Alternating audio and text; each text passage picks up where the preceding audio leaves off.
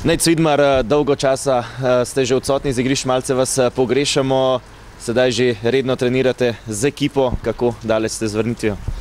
Ja, zdaj sem pač že v procesu treninga, sem se že kar v bistvu vključil normalno v proces treninga. To, kdaj bom pač prav nared za tekmo, še ne vem, ampak zdi se mi, da sem res že, sem še kakšen dan, dva oddaljen od tega, tako da jaz mislim, da bo ta trenutek malo prišel, da bom na voljo trenerju za vrnitev.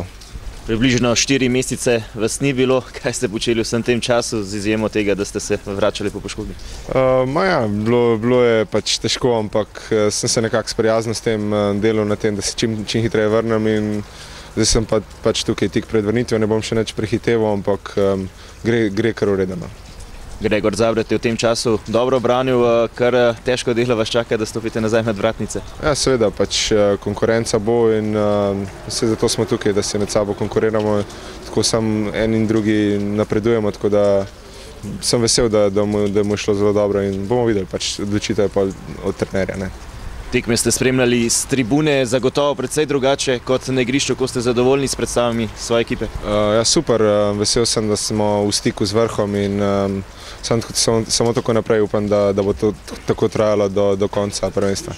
Ampak vseeno, verjetno se z tribune veliko več vidi kot morda iz vrat.